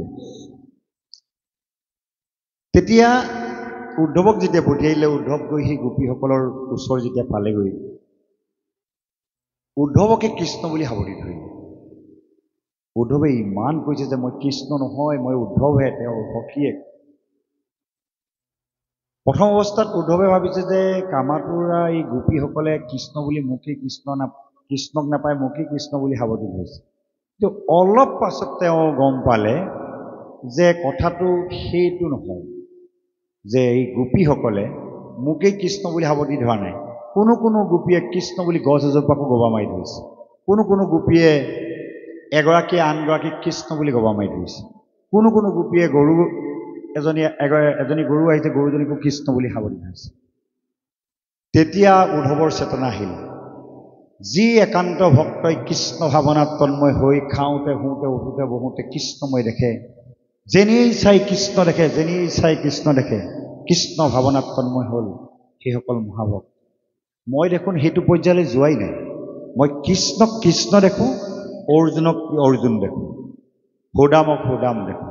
তেনেহ'লে মোৰ কৃষ্ণ ভাৱনা, মই যিটো পৰ্যায়, সেই ভাৱনাত মই প্ৰৱেশেই কৰিব পৰা নাই। সেই বুলিয়ে মহাভক্ত উদ্ধৱে গোপীৰ চৰণৰ ধূলি শিৰত ল'লে। উদ্ধৱে বন্দিলা গোপীৰ পদৰ ধূলি। যেতিয়াই গোপীসকলৰ পদধূলি উদ্ধৱে শিৰত ল'লে, উদ্ধৱৰ সেই অহংকাৰ বিনাশ হ'ল। উদ্ধৱক 6জন একান্ত ভকতৰ ভিতৰত শ্ৰেষ্ঠ পদভাগ দি দিলে। তেতিয়াহে উদ্ধৱৰ মহাভক্ত হিচাপে ঘোষণা হৈছে। শাস্ত্ৰত উল্লেখ কৰিছে যে একান্ত ভকতৰ পদৰনো শুদ্ধ চিত্তে অভিষেক নকৰে পানে, যে পৰম ঈশ্বৰদেৱ কৃষ্ণক নপায় লাগ তপ তপ জাগ যুগ জানে, একান্ত ভকতৰ পদৰনো শুদ্ধ চিত্তে অভিষেক নকৰে পানে। একান্ত ভকত কোন? গোপীসকলৰ পদধূলি যেতিয়া শিৰত লৈ ল'লে, উদ্ধৱ মহামহন্তলৈ ৰূপান্তৰিত হ'ল মহাভক্ত। উদ্ধৱ মৈত্ৰয় জাম্বৱন্ত বিভীষণ, হনুমন্ত বিদুৰ ভক্ত 6জন।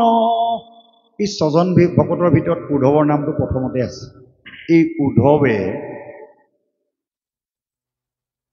বা এই 6জন ভকতে কোনো কালেই কোনো কাৰণতেই ঈশ্বৰক একো খোজা নাছিল। অকল ঈশ্বৰৰ ভাৱনাত তন্ময় হৈ ঈশ্বৰৰ নাম জপ কৰিছিল। কিন্তু ভকতৰ ভাগ শাস্ত্ৰত কৰিছে, বৈষ্ণৱৰো নিৰ্ণয় দিছে। কিন্তু এই 6জন ভকতক বিশেষভাৱে আগশাৰীত ৰাখিছে। এওঁলোকৰ কোনো কামনা বাসনা নাছিল। সম্পূৰ্ণ ত্যাগৰ মনোভাৱেৰে ঈশ্বৰক একো নোখোজাকৈ ঈশ্বৰৰ নাম জপি সংসাৰ ধৰ্ম পালন কৰিছে। এতিয়া তেওঁলোকে সৃষ্টিৰ গোপন ৰহস্যটো বুজি পাইছে। সেই তত্ত্বটোকে গোপীৰ বিষয়টো টানি আনি আপোনাৰ খবৰ চিন্তনত অকণমান অৰ্পণ কৰিলোঁ। কৃষ্ণ। শ্ৰীকৃষ্ণৰ বনভোজলৈ গমন পদ। শুকমুনি বদতি শুনিও পৰীক্ষিত, শুনা সুখে কহো আৰু কৃষ্ণৰ চৰিত। কদাচিত বনত জীৱে ইচ্ছা কৰি, প্ৰভাতে উঠিয়া সিংগা ডাক দিলা হৰি। নিশা ন বুজিয়া গোপ শিশু অসংখ্যাত, লৈলা শিকিয়াত বান্ধি কান্ধে দধি ভাত। গাঁৱে গাঁৱে অসংখ্য দামুৰি ত্যাগ কৰি লৰি গৈলা হাতে হিঙা বেতবাখি ধৰি কৃষ্ণৰ অসংখ্য বক্ষ তাকো বাতি লৈ ছয় বনত ৰংগে আপোনো কিয় বিন্ধৈ মৰা পাখি গঞ্জা থোকা কি খদয় কৃষ্ণ কৱা বৰি বৃন্দাবনে কোমলয় কেহু কাৰহি কি আক চুৰ কৰি আনি গানে যেবে দূৰ কপেলাৱে মেলি হানি ওহো ৰাম ৰাম আউৰ গুতে তহি ৰূপে লাৱে অন্তৰাই হাসি হাসি দেই পাছে আনিলা দুনাই এ ৰাম যেবে দূৰ হন্তে কৃষ্ণ সাহন্তে বৎসক প্ৰতিজ্ঞা কৰি আছো ঐ লবৰি কৃষ্ণক মমন্ত আনন্দে কটু হিংগা বাংখি বায় পক্ষীৰ ছায়াৰ লগে কটু ফুৰে ধায় কলি কহি হাৰি কটু কুহু কুহু কৰে ভ্ৰমৰৰ লগে কটু কটুকে গুঞ্জৰে শংকৰ লগত কৌতু বখি থাকে চুম্পি মৈৰাৰ লগত কতো ৰংগে কৰৈ চালি কটু বৃক্ষে চাচৰি বানৰ কল গাই মাত কৰয়াতি ভ্ৰুকুটি খে তক কৰি দান্ত বেংগৰ লগত কতো ফুৰৈ দেৱ পাৰি কটু খল খলি সাখৈ ছায়া কহিয়াৰি মহাভকতৰ যিটো পৰম দৈৱত মহাযোগী গণে যাক নেদেখে ধ্যানত হেন ব্ৰহ্ম চক্ষুৰ গোচৰ ভৈল যাৰ কতনো বনাইবো ভাগ্য বজ্ৰ পজাৰ শিশুগণে মহাপুণ্য কৰি আছে কত অনুক্ষণে ক্ৰীড়ৈ ৰংগে কৃষ্ণৰ আগত কৃষ্ণ প্ৰভুমস্ত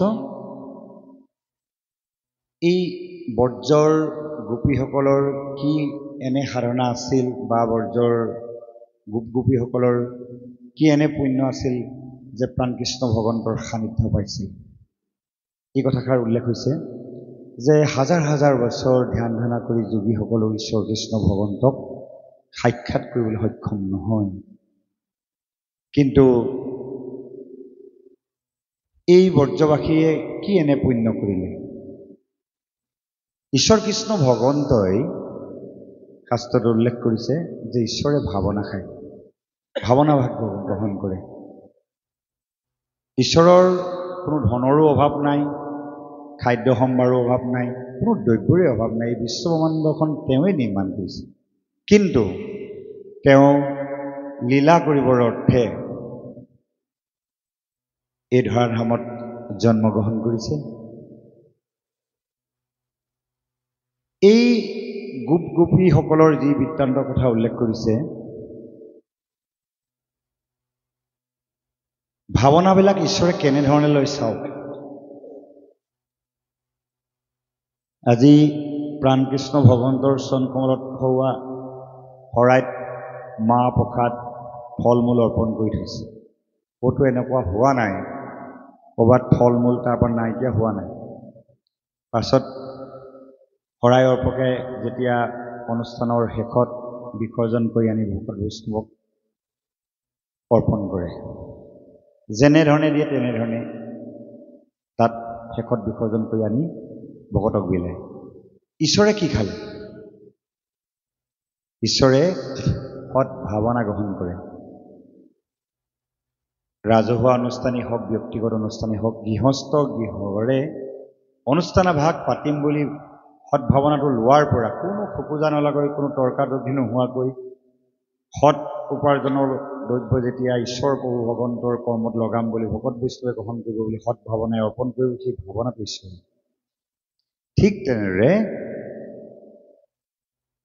কৃষ্ণদেৱক যেতিয়া পুত্ৰ হিচাপে নন্দ যশোদাৰ ঘৰত যেতিয়া ডাঙৰ দীঘল হৈছিল, সেই কাষৰ ওচৰ পাজৰ গোপীসকলে এবাৰ এবাৰ ভাৱ হয়, আই ঐ দেহি, ইমান সুন্দৰ এটি দেৱ শিশু আমাৰ ঘৰতো যদি জন্ম হ'লহেঁতেন, আমিও যদি একোলা এনেকুৱা এটা সুন্দৰ গুণসম্পন্ন শিশু যদি মাতৃ হ'ব পাৰিলোহেঁতেন, অকণমান স্তন খুৱাব যদি পাৰিলোহেঁতেন। এই যে কৃষ্ণই শিশুসকলৰ লগত গৰু চৰাবলৈ যে গৈছে, বজ্ৰত যিমান গৰু গাই গোপ গোপী আছে, দেৱতাসকল আহি বা পূৰ্বৰ বাক্যক লাগি ঋষিসকল আহি বজ্ৰত বিভিন্নজনে বিভিন্ন ভাৱনাৰে লীলা কৰিবৰ বাবে জন্মগ্ৰহণ কৰি নিজৰ দায়িত্ব পালন কৰি আছে।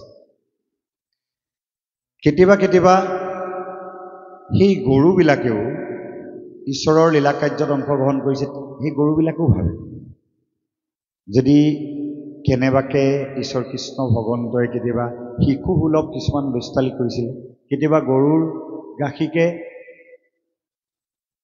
মানে শুহি খাইছিল। সেইকাৰণে কৃষ্ণই যে এটা সময়ত গৰুৰ লগত গৰু মানে গোপালন কৰি দেখাইছিল, গৰুৰ গাখীৰ নিজে পি খাইছিল, এইবিলাক দুষ্টালি কৰাৰ কাৰণে তেতিয়াৰ পৰাই গৰুক গোমাতা হিচাপে মান্যতা দিয়া হয় আমাৰ সনাতন ধৰ্মত। সেই গৰু গাইবিলাকৰ ভাৱনাটো ঈশ্বৰে গ্ৰহণ কৰিছিল। যেতিয়া ব্ৰহ্মাদেৱে ঈশ্বৰ কৃষ্ণ ভগৱন্তৰ লীলা মহিমাৰ কথা বুজি নাপায়, অহংকাৰ বশতঃ গোপবালকসকলকে গৰু গাইবিলাককে চুৰ কৰি নি লুকুৱাই ৰাখিছে, যাৰ পৰিপ্ৰেক্ষিতত প্ৰাণকৃষ্ণ ভগৱন্তই ব্ৰহ্মাৰ সেই আখৰিক কৰ্মৰ কথা অন্তৰ্যামী ভগৱন্তই যেতিয়া গম পালে, যিমানখিনি দেৱ শিশুক চুৰ কৰি লৈ গৈছিল, গৰু চৰাই থকা শিশুসকলক লৈ গৈছিল, সিমান পৰিমাণৰ তেনেকুৱা এটা ৰূপ ধাৰণ কৰি সেই জেগাত নিজেই বিৰাজমান হৈ দিলে। যিমানখিনি গৰু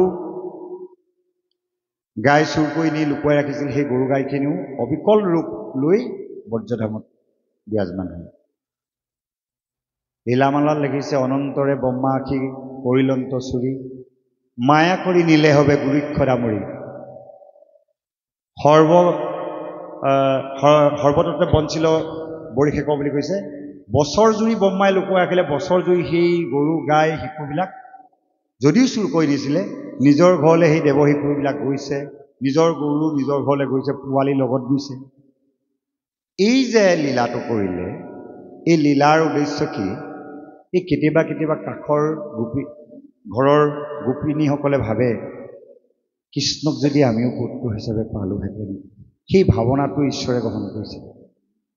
ৰবা, তোমাৰ ঘৰতো মই কিছুদিনৰ কাৰণে তোমাৰ স্তনপান কৰিম, কৃষ্ণই যেতিয়া ব্ৰহ্মাই তেওঁলোকৰ ঘৰৰ শিশুটো নিলে, ইঘৰৰ শিশুটো নিলে গৰু চৰাই থকা অৱস্থাত দেৱ শিশুখিনি, তেওঁলোকৰ সেই শিশুসকলৰ ৰূপ ধাৰণ কৰি তেওঁলোকৰ ঘৰত থাকিবলৈ ল'লে। গৰু গাইবোৰ সেই ভাবিছিলে কাৰণে গৰু গাইবোৰ ৰূপ লৈ তেওঁলোকৰ ঘৰত বাস কৰিছিল। কিন্তু অকণমান পৰিৱৰ্তন দেখিছে ওচৰ চুবুৰীয়া গোপিনীসকলে বা গিৰিহঁতসকলে, যে আমাৰ ঘৰৰ ল'ৰাটোৰ আচৰণবিলাক কৃষ্ণৰ লগত থাকি থাকি কৃষ্ণৰ নিচিনাই হৈছে দেখোন। আমাৰ ল'ৰাটোৰ চেহেৰাটো বেলেগ হ'ব পাৰে, কৃষ্ণই যিবোৰ দুষ্টালি কৰে আমাৰ ঘৰতো আৰম্ভ কৰি দিছে। কিন্তু সেই তেওঁলোকৰ ঘৰৰ শিশুকেইটা ব্ৰহ্মাই নি চুৰ কৰি থৈ দিছে। সেই শিশুৰ ৰূপ ধৰি কৃষ্ণহে তেওঁলোকৰ ঘৰত আছেগৈ। এই আচৰণবিলাক কিন্তু তাত ফুটি দিছে। সেইবিলাক সৃষ্টিৰ গোপন হৈছে যে পাছত ব্ৰহ্মাই চেতন আহিল, ক্ষমা খুজিল, ঘূৰাই দিলে। কিন্তু এই যে গোপ শিশুসকল বা গোপ বালকসকলৰ ৰূপ লৈ যে তেওঁলোকে যে বৰ্জত পৰিপূৰ্ণভাৱে স্বাভাৱিকভাৱে জীৱন যাত্ৰা চলাই ৰাখে, যদিও ব্ৰহ্মাই বছৰ বছৰ ধৰি গৰু গাই আৰু শিশুসকলক চুৰ কৰি নি থৈছে। ভাৱনাটো ক'ৰ পৰা আৰম্ভ হৈছে চাওকচোন। তেওঁলোকে ভাবিছিলে কৃষ্ণক পুত্ৰ হিচাপে আমাৰ ঘৰতো পোৱা হ'ল, অকণমান কোলাত লৈ স্তনপান খোৱালোহেঁতেন, মৰমত গা ধোৱালোহেঁতেন, কাপোৰ পিন্ধালো, যশোদাহে ইমান সৌভাগ্যৱান, আমাৰ ঘৰত নাপালোঁ। কৃষ্ণ ঘৰৰ যিজনী গৰু, সেই গৰুজনী যেতিয়া উহাৰত কৃষ্ণই নিজে গাখীৰ হুপি হুপি খায়, কাষৰ গৰুবিলাক যদিও সেইবিলাকতো ৰূপ লৈহে আছে, সেই গৰুবিলাকো ভাবে যদি আমি কৃষ্ণৰ ঘৰৰ যদি গৰু হ'লেহেঁতেন, নন্দৰজা ঘৰৰ গৰু হ'লোহেঁতেন, কৃষ্ণই আমাক সেইকণ সুবিধা দিলে, তেওঁলোকৰ মনোবাঞ্ছা পূৰ্ণ কৰি দিলে। এইবিলাক ঈশ্বৰৰ লীলাৰ গোপন ৰহস্য। ইয়াৰ পাছত চাওক, কৃষ্ণদেৱে এই বনভোজ খাবৰ কাৰণে শিশুসকলৰ লগত গৈছে। ইয়াৰ পাছৰ পৰ্যায়তো গোপীসকলৰ লগত লীলা কাৰ্যত অৱতীৰ্ণ হৈছে। এবাৰ ভোক লাগিল, ব্ৰাহ্মণসকলে যজ্ঞ কৰিছে, যজ্ঞত বিভিন্ন দত্তদ্ৰব্য আগবঢ়াইছে, সুস্বাদু ঘি, মৌ, বিভিন্ন চিৰা খৈশম এইবিলাক অৰ্পণ কৰিছে। কৃষ্ণদেৱে ক'লে, যোৱা, ব্ৰাহ্মণসকলে যজ্ঞ কৰিছে, আমাক কিবা অকণমান খাবলৈ দিয়েইবা। যেতিয়া শিশুসকল গ'ল, দুই এজনে ক'লেগৈ যে ৰামকৃষ্ণই গৰু চৰাই আছে, অত্যন্ত ভোক লাগিছে, অৰ্পণ কৰা যজ্ঞৰ সুস্বাদু এই দধি দুগ্ধ ঘৃত মধু এইবিলাক অকণমান আমাক লাগে, আমাক ৰামকৃষ্ণই খাওঁ বুলি কৈছে, আমাৰো ভোক লাগিছে। তাৰ পৰা খং কৰি ব্ৰাহ্মণসকলে আঁতৰাই পঠিয়াই দিলে যে আমাৰ যজ্ঞ আধাতে ভাঙি ৰামকৃষ্ণ সাধাৰণ গৰু চৰাই থকা ল'ৰাৰ কাৰণে আমাৰ যজ্ঞ আমি নষ্ট কৰিম, যজ্ঞ সম্ভাৰ দেৱতাক নিদি ৰামকৃষ্ণক দিম, অহংকাৰ ভাৱ আহি গ'ল, নিদিলে। একো নাই, ঘূৰি আহিলে যে ব্ৰাহ্মণসকলে যজ্ঞত অৰ্পণ কৰা দধিদুগ্ধ ঘৃত মধু আপোনাক নিদিয়ে। ৰামকৃষ্ণ ক'লে তেওঁলোকেহে নিদিয়ে, তেওঁলোকৰ পৰিবাৰ ঘৰত থকা ব্ৰাহ্মণীসকলৰ গুৰিলৈ যোৱা, তেওঁলোক মোৰ মহাভক্ত, তেওঁলোকে কিন্তু দিব। স্বভাৱতেই আইসকল জন্মগতভাৱেই দয়া, মমতা, কৰোণা ভাৱবিলাক আইসকলৰ গাত আছে। মাতৃ বা আমাৰ ঘৰত থকা বা আন আন আইসকলৰ বা সান্নিধ্য পাইহে আমাৰ পুৰুষসকলৰ গাত দয়া মমতা অকণমান আহে। কিছুমান পাষাণ পুৰুষৰ গাত সেইবোৰ দয়া মমতা নাথাকেই। কৃষ্ণদেৱে বুজাই দিছে, যোৱা আই মাতৃসকল মহাভক্ত, মই খুজিছোঁ বুলি ক'লে লগে লগে দি দিব। দি দিব বুলি ক'লত গুচি গ'ল, গৈ ক'লেগৈ যে ৰামকৃষ্ণই গৰু চৰাই আছে, ইমান ভোক লাগিছে, বনভোজ আমি খালোঁ, তথাপিতো আমাৰ ভোক গুচা নাই, ৰামকৃষ্ণই খাওঁ বুলি কৈছে, দিব লাগে। আপোনালোকৰ গৃহসকলে যজ্ঞ কৰিছে, কিন্তু আমাক খুজিলত নিদিলে। কিন্তু ৰামকৃষ্ণৰ প্ৰতি ইমান শ্ৰদ্ধা ভক্তি সেই ব্ৰাহ্মণনীসকলে ঘৰত যি য'ত আছিলে ভাল ভাল বস্তু চব টোপোলা বান্ধি আহিলে। তেতিয়া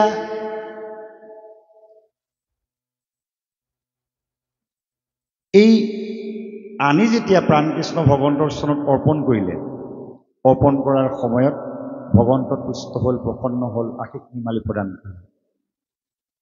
এতিয়া যিসকলে যজ্ঞ কৰি ধৰ্ম আচৰণ কৰি আছোঁ বুলি মনতে ভাবি অহংকাৰ লৈ আছে, ৰামকৃষ্ণকে দিয়া নাই, কিন্তু তেওঁলোকৰ ধৰ্ম যথাৰ্থভাৱে হ'ল জানো? ধৰ্মৰ পুণ্যংশ পালে জানো? নেপালে। কিন্তু ব্ৰাহ্মণীসকল ঘৰত আছিলে, তেওঁলোকে কৃষ্ণই বিচাৰিছে বুলি কোৱাৰ লগে লগে আনি সকলো বস্তু ইয়াত দি দিলে। পুণ্য অংশ কোনে পালে? ঘৰত থাকি গৃহস্থী ধৰ্মৰ মাজত ঘৰত কাম বন জঞ্জাল মাৰি থকা সেই ব্ৰাহ্মণনীসকলে সেই পুণ্য অংশ গ্ৰহণ কৰিলে। ধৰ্ম কেনেধৰণে কি প্ৰকাৰে হ'ব সেইটো আপুনি মই হয়তো আমি ইয়াত ভাগত ব্যাখ্যা কৰি নাম গাই হয়তো নাপাব পাৰোঁ। কোনোবা এগৰাকীয়ে ঘৰতে কোনোবা সন্ত মহন্ত বা ঘৰলৈ অহা অতিথিক সন্তুষ্ট কৰি ধৰ্মৰ পুণ্য অংশ অৰ্জন কৰি ল'ব পাৰে। ঠিক তেনেদৰে এবাৰ দুৰ্বাসা ঋষি গোটেই ঋষিসকলক লগত থাকে, শিষ্যসকল অত্যন্ত তপ ধ্যান কৰি থাকে, ভোক লাগি থাকে। প্ৰাণকৃষ্ণ ভগৱন্তও বনত গৰু চৰাই থাকে, গোপসকলৰ লগত ভোক লাগে। ভোক লাগিল বুলি ক'লত যেতিয়া এই গোপীসকলৰ গুৰিলৈ পঠিয়ালে, যমুনা এনেকুৱাই ফেনে ফটুকাৰে ভৰি আছে, পাৰ হোৱা কোনো সাধ্য নাই। এতিয়া ক'লেগে যে আপোনাৰ ভোক লাগিছে, খাদ্য গ্ৰহণ কৰিব বিচাৰিছে, কিন্তু এনেকুৱা ভৰা যমুনাত কোনে পাৰ হৈ আহি আপোনাক দধি মধু ঘৃত অৰ্পণ কৰিবহি? চিৰা আখৈ কোনে দিবহি? বোলে ব্যৱস্থা আছে। কি ব্যৱস্থা? ব্ৰহ্মচাৰী কৃষ্ণই কৈছে ৰাস্তা এৰি দিব লাগে। যমুনাক ক'বা, যমুনাই ৰাস্তা এৰি দিব, তোমালোকে ভৰা যমুনাৰ মাজেদি আহিব পাৰিব। ভৰা যমুনাৰ মাজত এনেকুৱা এটা সুন্দৰ পথ হৈ দিলে, গোপীসকল আহি ইয়াত পালেহি। ঠিক তেনেদৰে দুৰ্বাসাক প্ৰমুখ্য কৰি ঋষিমুনিসকলে য'ত হেৰি পাতি আছিলে, মানে সাধনা কৰি আছিলে, ভোক লাগিছে বুলি কৈছে, নদী ফেনে ফুটুকাই ভৰি আছে, ঘূৰি যাব সময়ত কোনো ব্যৱস্থা নাই। ঋষিক সন্তুষ্ট কৰাৰ পাছত ইমান সুন্দৰ সুস্বাদু দ্ৰব্য সম্ভাৰ দিলে, ঋষিসকলে উগাৰি উগাৰি খালে। খোৱাৰ পাছত কৈছে যে এতিয়া যোৱাৰ ব্যৱস্থা কি হ'ব? ভৰা যমুনাক কেনেকৈ পাৰ হ'ম? এতিয়া দুৰ্বাসা ঋষিয়ে কৈছে, যমুনাক ক'বা অনাহাৰী কৃষ্ণই অনাহাৰী দুৰ্বাসাই বাক্য কৰিছে ৰাস্তা এৰি দিব লাগে। এই গোপীসকলৰ মাজত তেতিয়া এটা ডাঙৰ সংশয় সৃষ্টি হ'ল। যিজন ভগৱন্তই ইমান শত সহস্ৰ গোপিনীৰ লগত লীলা খেলা কৰে, তেওঁ আকৌ কৈছে ব্ৰহ্মচাৰী কৃষ্ণই কৈছে ৰাস্তা এৰি দিব লাগে, যমুনাও ৰাস্তা এৰি দিছে।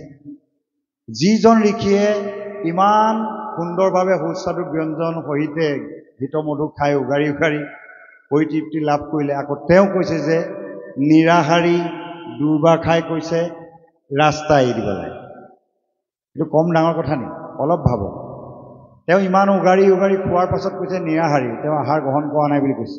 আৰু কৃষ্ণই ইমান গোপিনীৰ লগত থাকি কৈছে যে ব্ৰহ্মচাৰী ব্ৰতধাৰী কৃষ্ণদেৱে কৈছে ৰাস্তা এৰি দিব লাগে। কিন্তু সত্যটো সত্যই, যমুনাই বাট এৰি দিছে। ৰহস্যটো কি? যেনেকৈ বোকাৰ মাজত পদুম ফুল থাকিলেও বোকা পদুম ফুলৰ গাত নাথাকে। তেজস্বীৰ দুখ নাই। ভগৱানক কোনো তিনিটা গুণে, যেনে 17তমৰ 3টা গুণে তেওঁক স্পৰ্শ কৰিব নোৱাৰে। সেই 3 গুণৰ ওপৰত আমাৰ ভাগৱতৰ শ্লোকজনত কৈছে তাপত্ৰয়ী উন্মূলনম, অৰ্থাৎ 3টা তাপ, আদি দৈবিক, আদি ভৌতিক, আধ্যাত্মিক, এই 3টা তাপে ভগৱানক স্পৰ্শ কৰিব নোৱাৰে।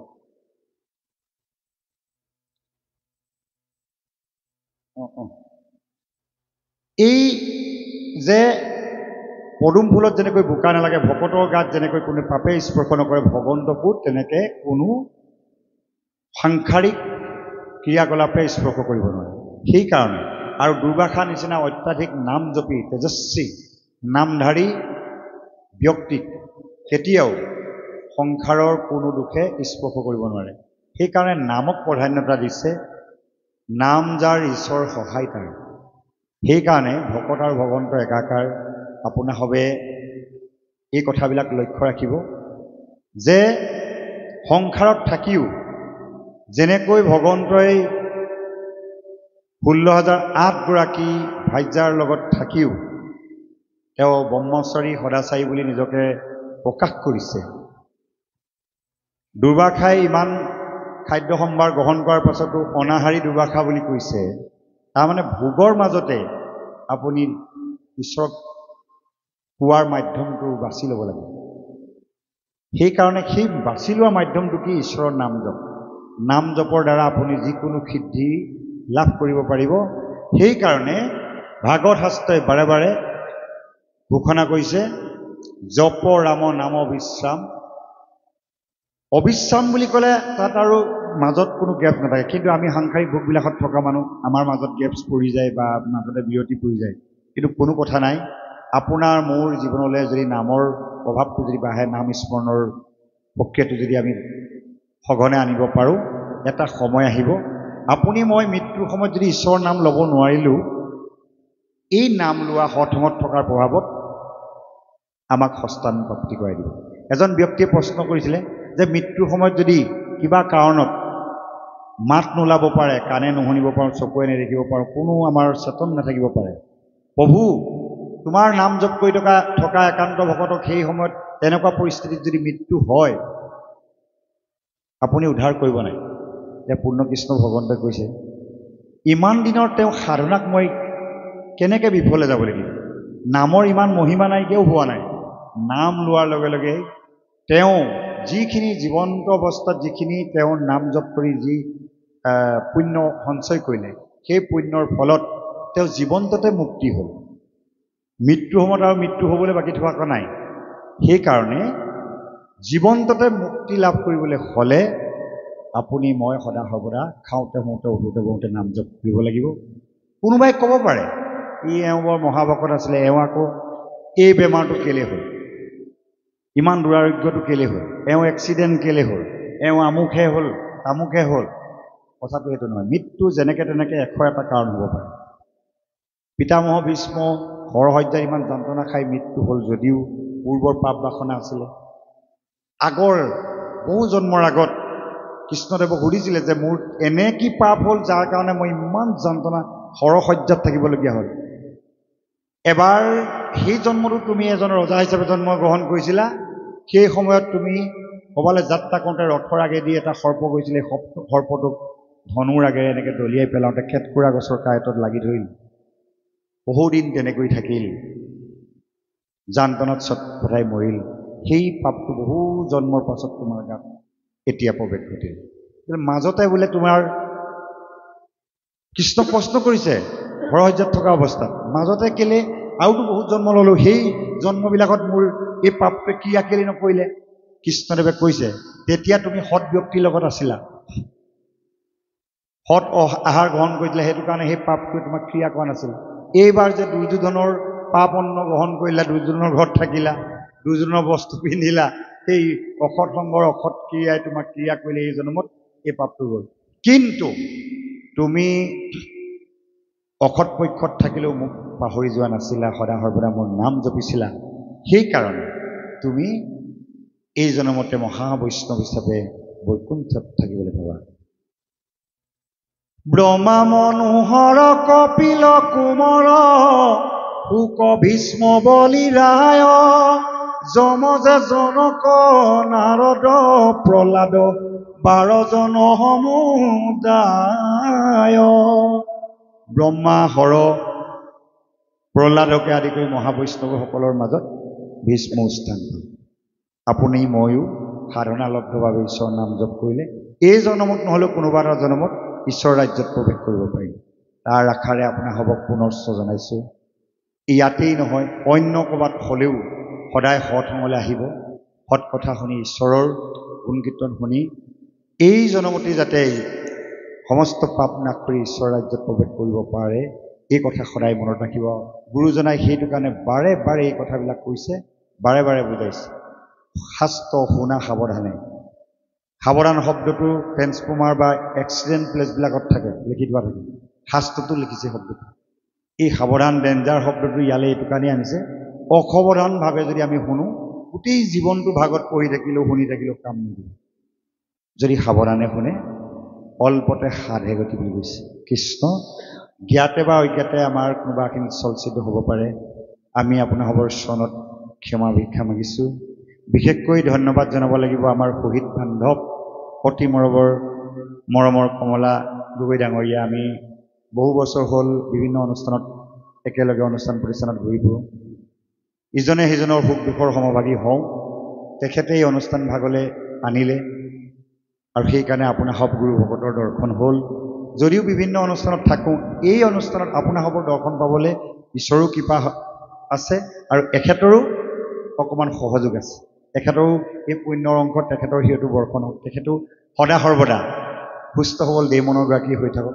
নামৰ অমৃতময় গুৰুবাণী ঈশ্বৰৰ বাণীয়ে যাতে সমস্তৰ হৃদয়ত ভক্তিভাৱ জাগৃত কৰি ৰাখিবলৈ তেখেতক ঈশ্বৰ প্ৰভুৱে শক্তি দিয়ক। লগতে এই অনুষ্ঠান ভাগি আয়োজন কৰা অতি উদাৰ চৰিত্ৰ যিজন বিৰোচন নন্দন বলিৰ দৰে মই অথনি উল্লেখ কৰিছোঁ।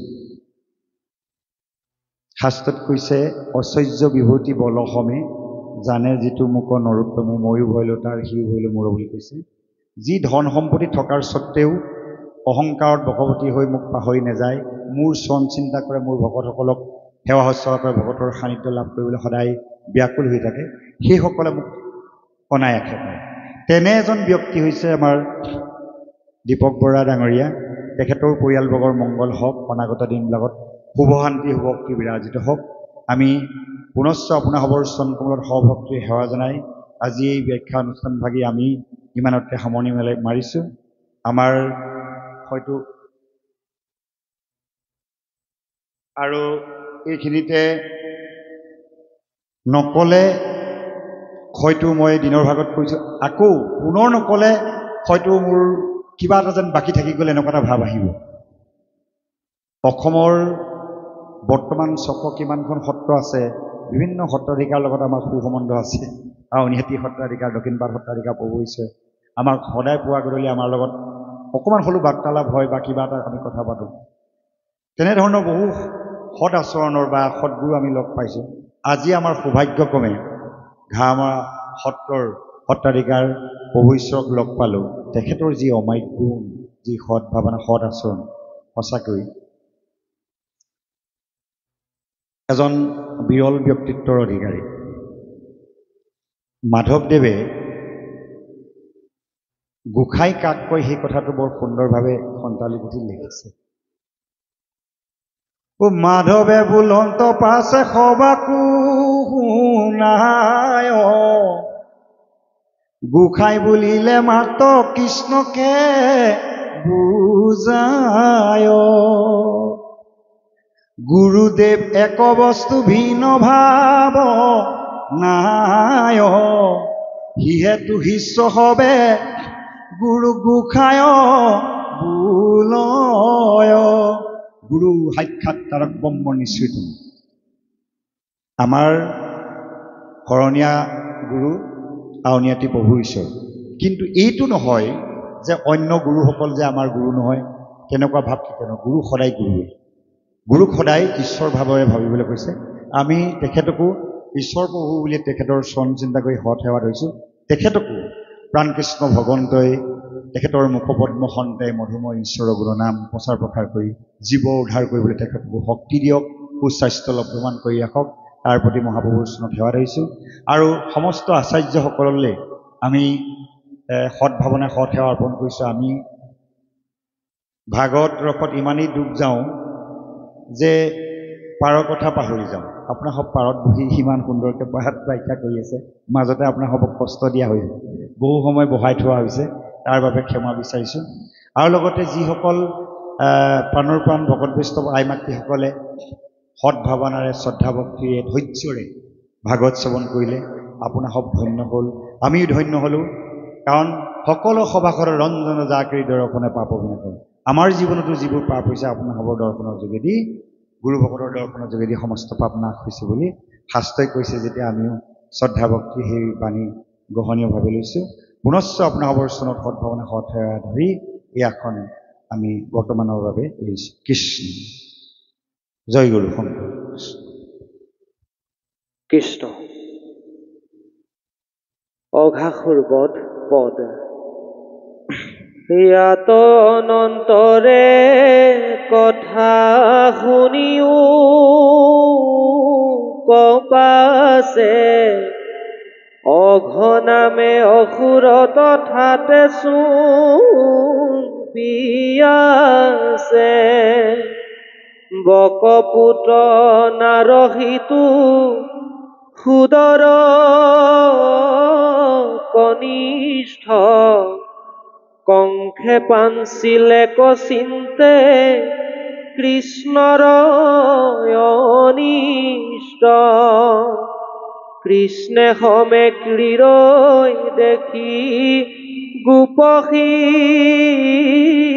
কুশয় কত কটাই আশি মনে গুণে দুৰাশয় এহি কৃষ্ণে বহি আছৈ ভাতৃ ভগ্নী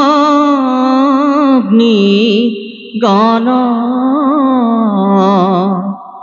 আকবা জীৱৰী আত বিবুহিতু